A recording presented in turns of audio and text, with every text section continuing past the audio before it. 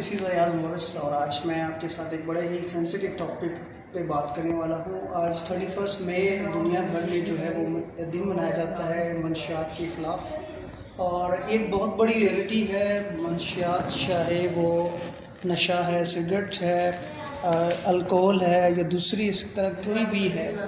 इंसान की ज़िंदगी को बहुत ज़्यादा डैमेज करता है। और अनफॉर्चुनेटली हमारी सोसाइटी में इस कदर इसका रुझान बढ़ रहा है और ख़ास तौर पर नौजवानों में जो इसका रुझान है वो बहुत ख़तरनाक है।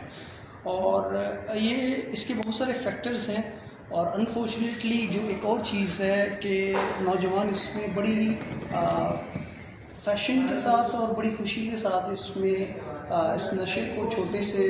जो सिगरेट से इस्तेमाल शुरू करते हैं और इन द एंड अप वो अपनी लाइफ को डिस्ट्रॉय करते हैं अपने हाथों से।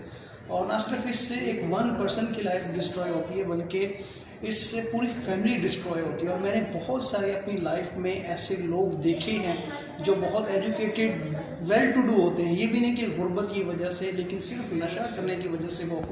अपनी ज़िंदगी को, अपनी फैमिली की ज़िंदगी को, अपने ख़ानदान को जो पूरा बदनाम और तबाह कर लेते हैं। अच्छा, दूसरा ये है कि एक और चीज़ जो देखने में आती है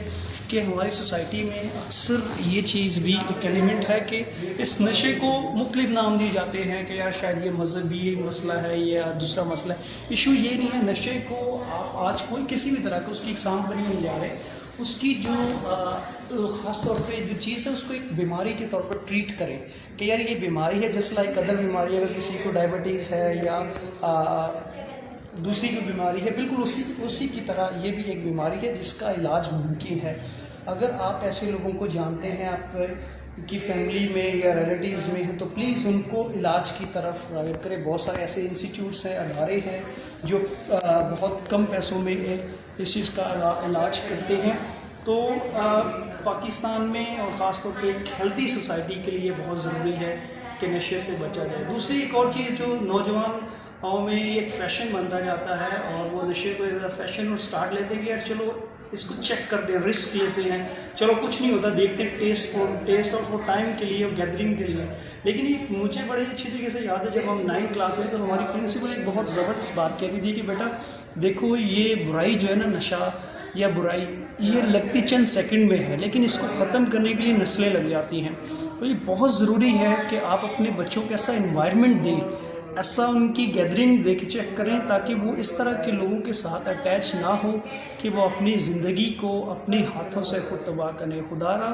प्लीज़ प्लीज़ प्लीज़ ऐसे लोगों से अपने बच्चों को दूर रखें, अपने घर का माहौल। और ख़ास तौर पर जो लोग, अगर कोई ऐसे,